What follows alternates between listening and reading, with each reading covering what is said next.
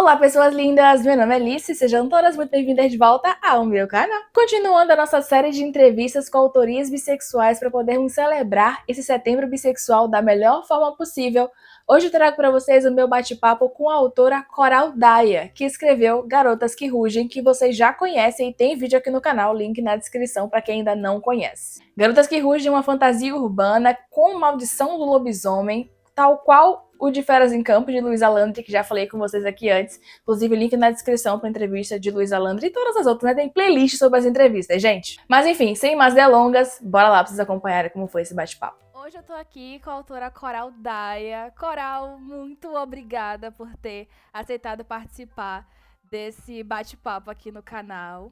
E, primeiramente, eu queria que você se apresentasse para as pessoas que ainda não te conhecem, por favor.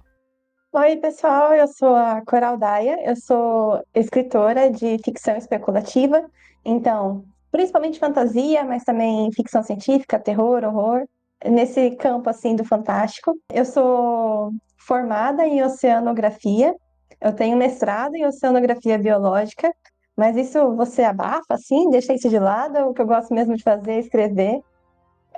Eu também ilustro, faço capas e sou leitora crítica. Verdade, verdade. Ilustrações que Coral tem de suas obras é a própria que faz. Sim. A capa do meu último livro, do meu último conto solo, foi eu que fiz.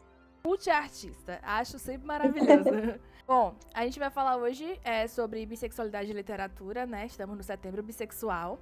E eu queria começar perguntando pra você se a escrita contribuiu de alguma forma no seu processo de compreensão da sua bissexualidade. Olha, eu fiquei pensando sobre isso, assim, e aí eu cheguei à conclusão de que a escrita não foi tão decisiva, mas a leitura foi muito decisiva, sabe?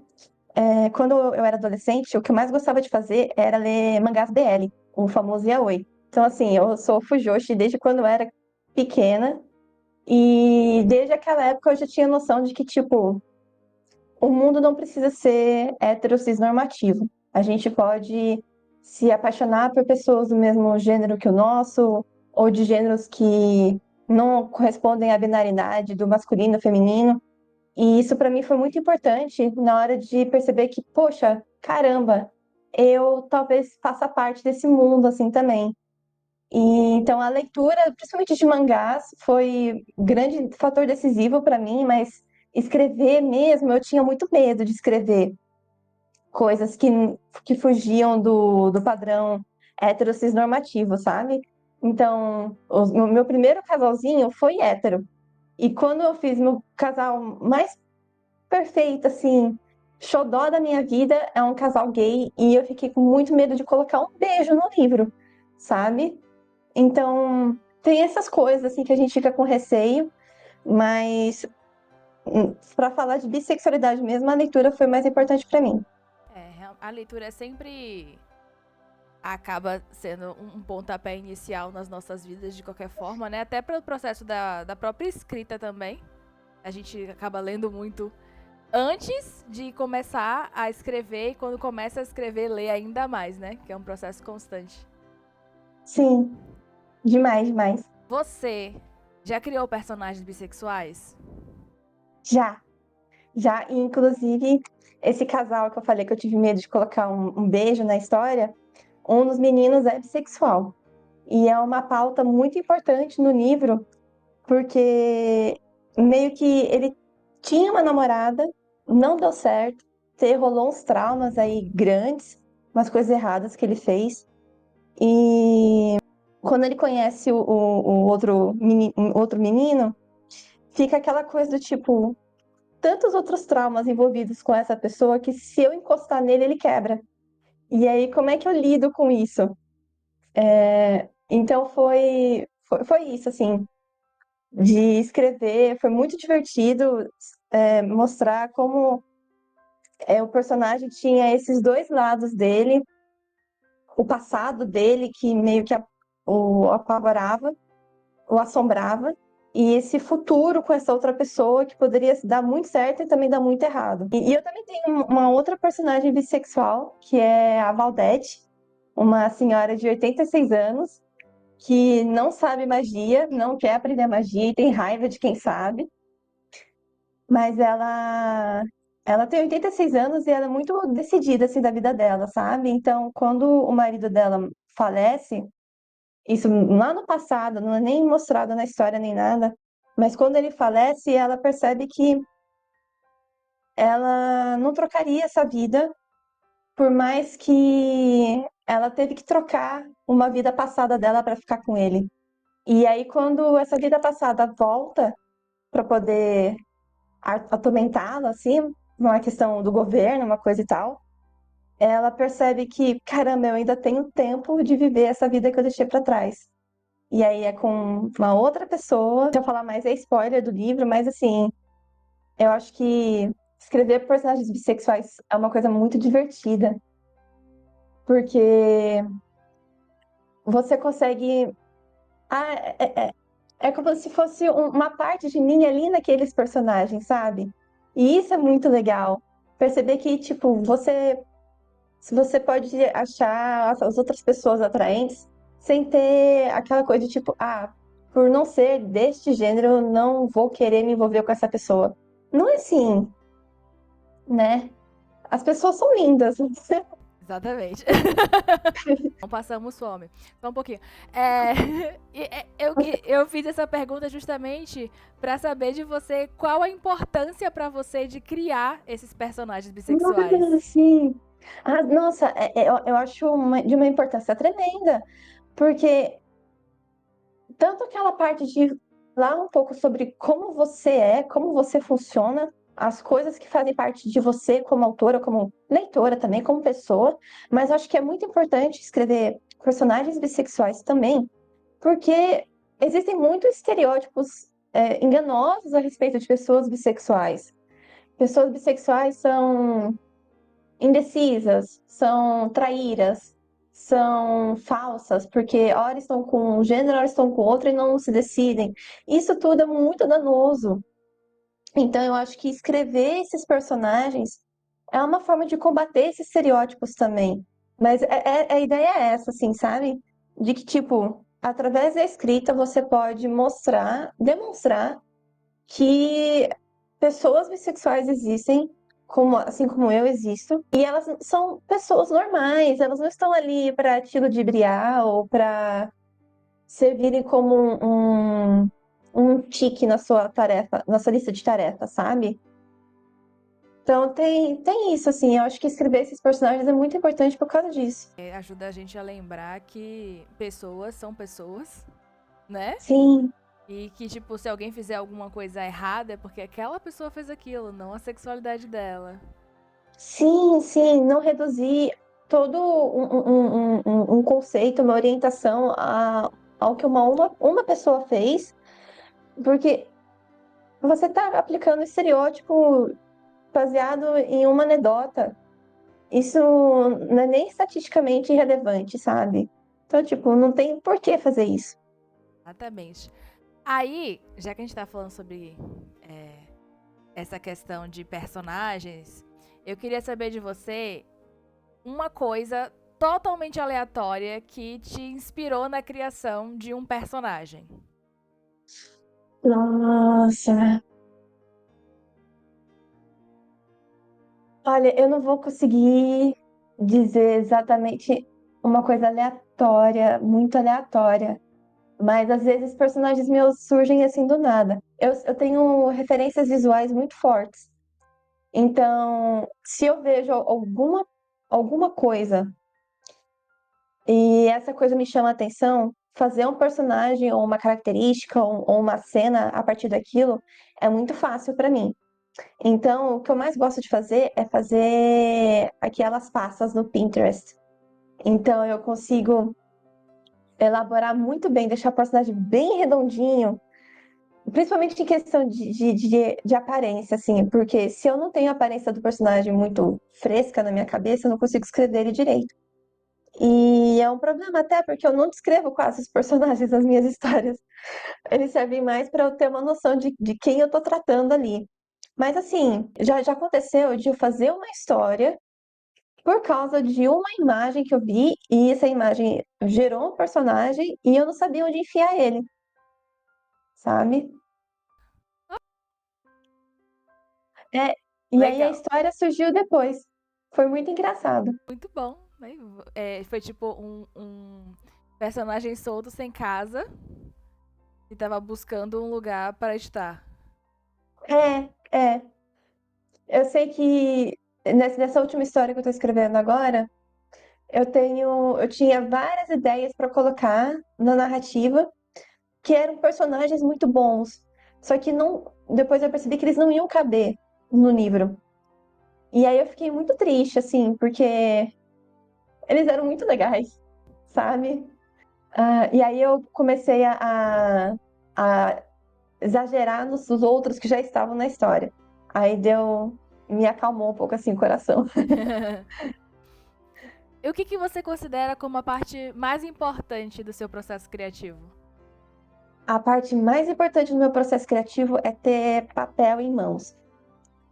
Isso é uma coisa muito. Eu até deixei aqui separado, porque, tipo, eu tô escrevendo essa história agora e eu comprei um caderno para poder passar todas as ideias para papel. Porque eu comecei a acumular tanto papel que eu comecei a perder. E aí, assim, como é que eu vou lidar com a informação se eu perder ela? Eu não posso. Então eu comprei o caderno e eu vou lotar esse caderno com desenho, com post-it, com estrutura, com narrativa. Eu gosto muito de graficar as minhas narrativas. Então eu faço um gráfico onde eu tenho o começo, meio e fim, e as cenas vão de acordo com a intensidade de energia, com fortuna, desgraça que acontece, acomete os personagens. Então, gráficos são a minha vida, assim. E tudo isso é a parte mais importante do meu processo criativo. Que interessante isso do gráfico. Adorei! Quando você falou em graficar, aí eu fiz, ela tá falando de gráfico? Ou tipo, só de fazer um desenho aleatório? Aí quando você foi explicar, não, é literalmente um gráfico de níveis de Sim, coisas que vão acontecendo. Adorei. sim. Inclusive, tem um texto meu que vai sair em breve em um lugar ainda que eu não posso falar, mas ele ensina a fazer esses gráficos. Adorei. Legal. Já fica aí. Pra quem tá aqui assistindo que também seja uma autoria, que olha que ideia legal de você fazer. Eu achei muito legal, de verdade. Aí você tem essa questão de papel, eu adorei. Eu sou uma pessoa muito de papel também. No momento aqui só tem papel de bolinha, porque a minha gata, agora ela foi até dormir. Mas ela tá causando um pouco, aí eu taco papel pra ela brincar. Mas as pessoas que assistem as minhas lives veem sempre que eu tô sempre com papel anotando alguma coisa também. E eu tenho essa mesma questão aí de, às vezes, eu anoto no papel que eu não sei onde tá mais. Mas falando em papel, em folha em branco, né? Eu queria saber de você, como é o processo de passar, de falar de um sentimento de um personagem que não é um sentimento que você tá sentindo no momento, mas aquele personagem tá sentindo. Como é fazer isso? É difícil pra você? Você tem muita facilidade? Como funciona isso? Olha, eu acho que eu tenho uma facilidade que é ter sinestesia. Então, tem vezes que gostos têm forma, tem cor, cheiros têm cor, barulhos também, letras, todas as letras são coloridas para mim, números também. Então, é uma coisa que me ajuda a perceber o mundo ao meu redor. E quando eu me deparo com uma situação dessas, onde eu preciso colocar o sentimento de um personagem que eu não estou sentindo naquele momento, eu começo a apelar para os sentidos. Então, eu ponho sempre o que o personagem está sentindo, não de pensamento, de emoção, mas de corpo. Então, é muito normal, muito comum ver nas minhas histórias o personagem falando de dores no peito ou boca seca, mãos geladas, porque isso ajuda para mim a transmitir essa sensação e até mesmo a provocar essa sensação em mim mesma para eu ter mais conectividade, uma maior conexão com o personagem naquele momento. Assim eu consigo passar isso pro papel. Legal. Eu já tinha ouvido falar sobre isso de é, pessoas que têm sinestesia. Eu não sabia totalmente como funcionava esse processo. E na minha cabeça, é, meio que eu associo algumas coisas dessa forma também. Então eu consigo meio que compreender o que você tá falando. Ah, que legal! É, aí, já que a gente tá falando de sentimentos, né, de personagens e tal, a gente vai falar agora sobre sentimentos de pessoas reais. Hum, E aí, por que eu tô falando isso? Porque eu queria saber de você o que você gostaria que as pessoas sentissem quando lessem as suas histórias. bem. Teve uma vez que eu estava conversando com uma pessoa justamente sobre isso. E durante a minha pós teve um exercício também que a gente precisava fazer um manifesto. E no manifesto eu falo sobre isso, que é eu usei até uma metáfora que eu achei muito bonita e eu paguei mó pau pra mim mesma. Que é tipo assim, sabe quando você tem aquelas estátuas de Davi, de Michelangelo, onde você vê o músculo que só é acionado quando o mindinho tá em pé? Sim, O que eu gostaria de provocar nos leitores é esse músculo que só é acionado quando o mindinho está em pé. Então, se um dia eu conseguir fazer aquele leitor sentir aquela sensação que eu gostaria que essa pessoa sentisse, para mim eu estou muito satisfeita com a minha escrita. Então, se eu conseguir acionar as cordas emocionais do coração daquela pessoa, eu tô satisfeita com a minha escrita. É tipo o meu objetivo principal, assim, da minha escrita. É conseguir fazer as pessoas se emocionarem junto com os personagens, com os personagens, e ficando irritados com os personagens, ou sentindo aquela mesma agonia que eles estão passando, esse tipo de coisa. entendi. Ai, que lindo. Adorei. Você realmente podia pagar pau pra si mesmo, que foi uma ótima analogia. Ai, que bom! Foi maravilhoso. E quando as pessoas têm essas sensações, esses sentimentos, elas acabam partilhando com vocês, tanto em bate-papo quanto nas avaliações, né? E eu queria saber de você se esses retornos que vocês têm, né, em avaliação, bate-papo e tal, se eles te inspiram de alguma forma para suas próximas histórias. Olha, eu vou te dizer que inspirar, não necessariamente elas me inspiram, mas elas me motivam muito a continuar escrevendo, a continuar produzindo. Essa história que eu estou escrevendo agora, esse projeto, eu demorei muito para engatar nele, muito mesmo, de acabar quase desistindo assim da história. E aí tem uma pessoa no Blue Sky, beijo Alice, Alice Rezende, é uma maravilhosa. Ela virou para mim e falou: Olha, não desiste, porque eu gostei tanto dessa ideia, eu quero muito ler. E aí, quando eu me pegava assim, pensando: Poxa, eu não vou conseguir escrever essa história, eu não vou conseguir. Eu lembrava: Não, mas Alice Rezende é fã, eu vou escrever por ela. E aí eu escrevi. E hoje eu estou negligenciando outras tarefas para escrever essa história. Então eu acho que deu certo.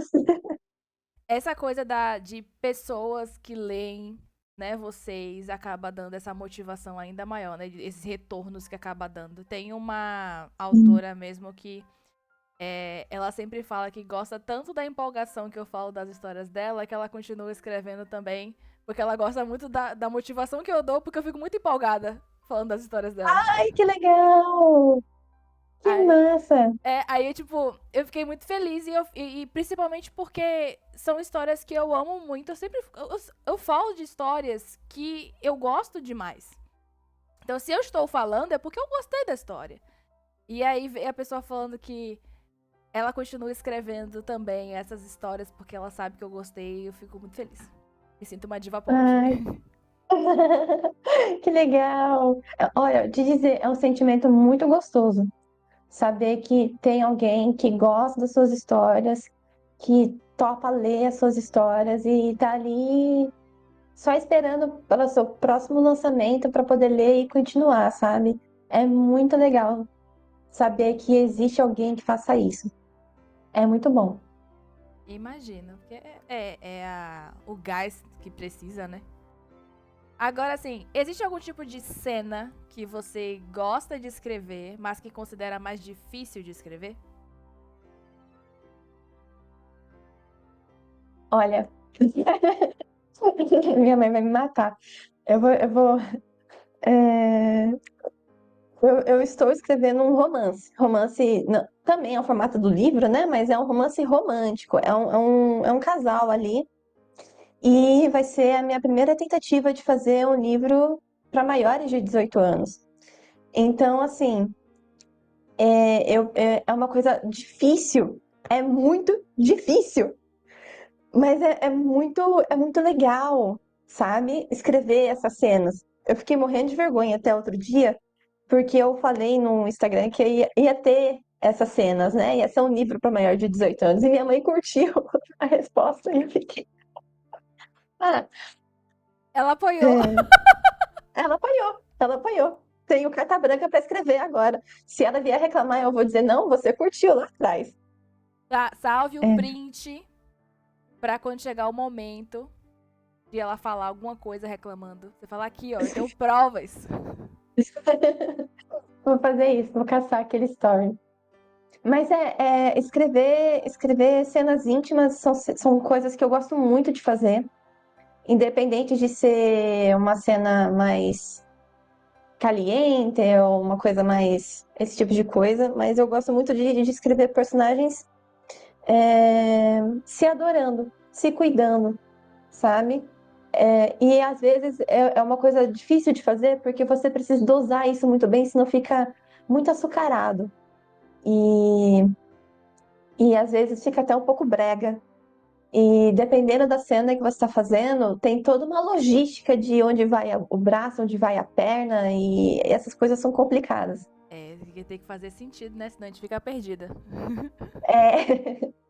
É, são as cenas que eu mais reviso, para ter certeza de que estão tendo lógica, assim, fazendo sentido. As pessoas podem achar até que. Ah, porque a cena vai ser mais íntima, ela pode ser mais fácil. Só que aí depende muito de quem tá escrevendo, né? Sim, sim, sim. Eu conheço autorias, assim, no geral, que são muito bons em fazer cenas de ação, em fazer metáforas, em fazer cortes de cena, passagem de cena para outra, elipses, mas que na hora que vai passar os sentimentos daquele personagem, você não consegue sentir essa conexão tão bem.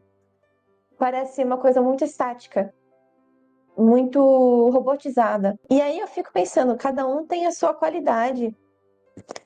E é normal esse tipo de coisa acontecer.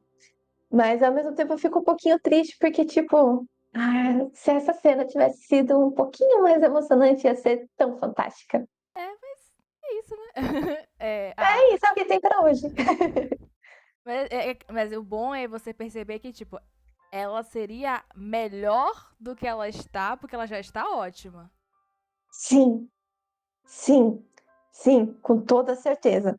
Eu acho que tem, inclusive, algumas cenas, assim, que são muito boas, porque elas são desse jeito. Eu faria de modo diferente, mas se eu fizesse, não ia ser tão bom quanto, sabe? Então, tem coisas que funcionam muito bem para aquela história, para aquela autoria, para aqueles personagens, e por mais que eu fosse fazer de forma diferente, eu não faria. Primeiro porque é o trabalho dos outros, né? Mas segundo, se eu fosse realmente fazer alguma coisa do tipo, seria alguma fanfic. E aí já seria explorando outras coisas, assim. Agora eu vou lançar a polêmica que eu tô lançando pra vocês tudo. Que é como não surtar escrevendo livros LGBTQIA+, em um mundo a cada vez mais conservador? Olha, é difícil. É difícil. Porque, na verdade, é difícil, mas eu sinto que pra mim é como se fosse um desafio. Tipo, eu vou continuar escrevendo essas histórias, não importa o que aconteça no mundo ao redor. Eu já passei por muito medo de, é que nem eu tava falando no começo. Se eu tava escrevendo uma história, tinha um casal aqueleano, e eu tive muito, muito, muito, muito medo de colocar um beijo nessa história. E eu percebo que esse medo é fruto justamente dessa sociedade conservadora. E isso não me pertence. Isso não é de mim, não é meu. Então, eu posso fazer o que eu quiser nas minhas histórias. E eu acredito piamente nisso, de que ficção é o local mais seguro que tem para você explorar coisas fora da sua realidade. E isso inclui escrever histórias LGBTQIAP+, também. Então, eu vejo esse mundo conservador hoje em dia como um desafio, como virar e falar: eu vou continuar escrevendo sim, e se você não quiser, não leia. Eu não posso te obrigar, mas eu também eu não preciso querer te agradar. Então, assim, não quer, não leia, não gosta, não leia, acha feio, vira os olhos pro outro lado. Então, é bem isso, assim, sabe? É esse sentimento. Eu cansei de me esconder. E agora eu vou escrever o que eu quiser. Existe um grande problema dessa galera, né? Que é, ai, mas eu não quero que isso exista porque eu não quero consumir. Não consuma. Tem um monte de gente que quer. Inclusive a É, gente. assim, É tão assim, mais fácil.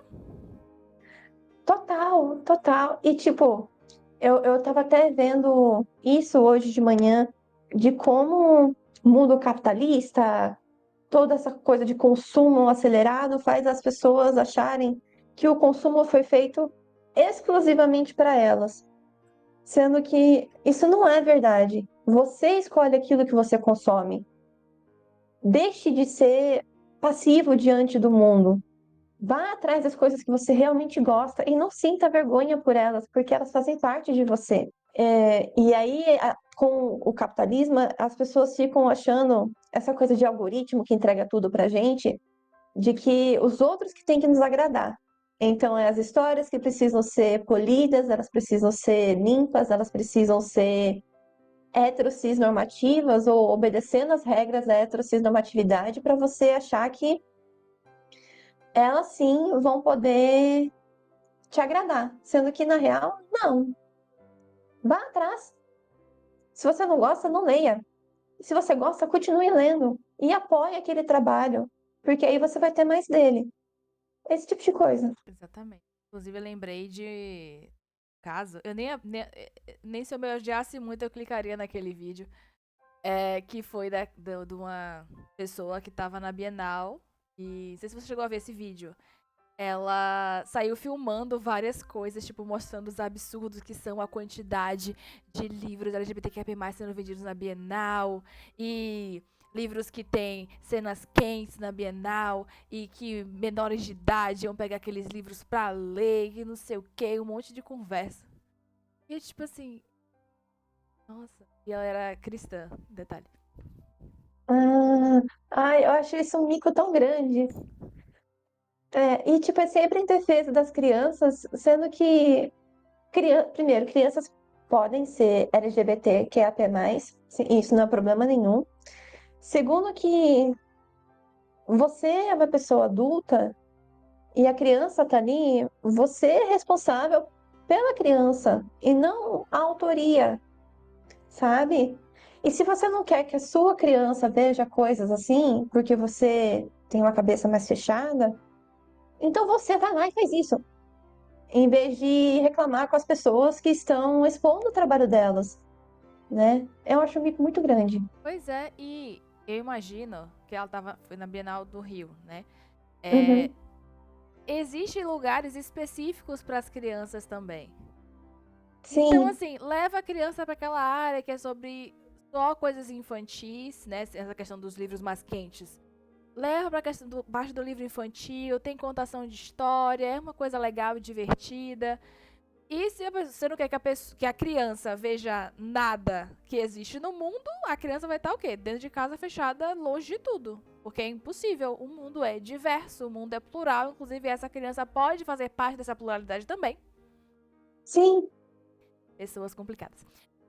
Agora eu quero saber de você. O que significa ser uma autoria bissexual pra você? Eu acho que eu, como autoria bissexual, eu sou uma autoria muito poderosa. Assim, sim, eu vou me explicar. Eu Porque, tipo, adorei! Discorra. eu acho que me perceber como uma pessoa que não segue a heterossexualidade, vocês entenderam? Tipo, não segue essas regrinhas que a sociedade impõe pra gente, faz de mim uma pessoa mais livre. Então, eu consigo entender que na minha ficção eu posso ser tão livre quanto, sabe? Então, eu vou escrever literatura sempre LGBTQIAP+, porque é nisso que eu me reconheço, é nisso que eu quero propagar para o mundo. Então, eu me sinto muito poderosa porque é como se fosse um poder mágico, assim, sabe? Você ter capacidade, a habilidade e a disposição de escrever ficção que seja plural, de escrever ficção que seja diferente daquilo que a gente que tentam enfiar na nossa cabeça o tempo todo, sabe? Então, e eu tenho esse poder, eu posso fazer essa ficção, eu consigo e eu vou. Então, eu me sinto muito poderosa nesse sentido. Adorei. Eu já tinha gostado só do Poderosa. Aí você discorreu sobre, achei maravilhoso. Coral, eu quero te agradecer imensamente novamente por ter aceitado participar desse bate-papo. Eu amei, de verdade, todos os detalhes. Foi muito bom.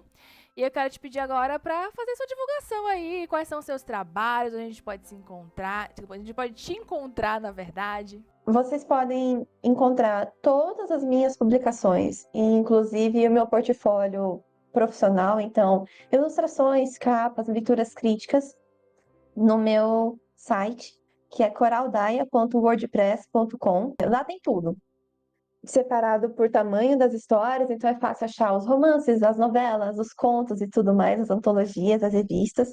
Eu tenho muita coisa publicada, mas eu tenho basicamente. Deixa eu pegar aqui. O meu primeiro livro foi um livro de fantasia que eu publiquei por uma editora que não vale a pena citar, mas eu ainda tenho alguns pouquinhos exemplares deles. Eu vou estar vendendo eles na Bienal de Pernambuco, que vai ter agora em outubro. Sim. Mas os meus últimos. Isso aqui foi a minha primeira história, ela deu muito crua, mas se vocês querem ler alguma coisa mais elaborada, mais recente, eu publico as minhas histórias principalmente na Amazon. Então, Garotas que Rugem é meu último romance. É sobre três garotas que se envolvem com a maldição do lobisomem. Eu tenho também Café Passado e Outros Dotes de Valdete, que é daquela senhora de 86 anos, bissexual. Foi publicada pela editora Dame Blanche. Um beijo, Ana Martino. E eu tenho alguns contos solos ali também, como A Festa Que Não Acabou, que é um conto de carnaval, e Inexistência Aguda, que é sobre o Hopi Hari, mas eu não posso falar Hopi Hari por causa de direitos autorais. Então é só um parque de diversões muito legal. Apenas um parque. Imaginei um parque Apenas muito um legal. parque. É, é, é Para isso. facilitar a vida de vocês, eu vou deixar os links das redes sociais de Coral Dai aqui na descrição e também os links das histórias para vocês irem lá conhecer mais dessa autora, tá bom? Beijo, Coral, obrigada de novo e até a Eu que próxima. agradeço muito pelo convite. Um beijão. Para você também. E aí, curtiram esse papo? Não deixa de se inscrever aqui no canal para não perder os próximos vídeos que vierem por aí. E deixa gostei nesse vídeo mostrando que você gostou desse bate-papo para que mais pessoas possam conhecer essa autora e ver mais dos seus trabalhos. Muito obrigada por terem assistido até aqui, ter se inscrito neste canal e ter deixado seu gostei nesse vídeo. Um beijo, lindezas, e até o próximo vídeo!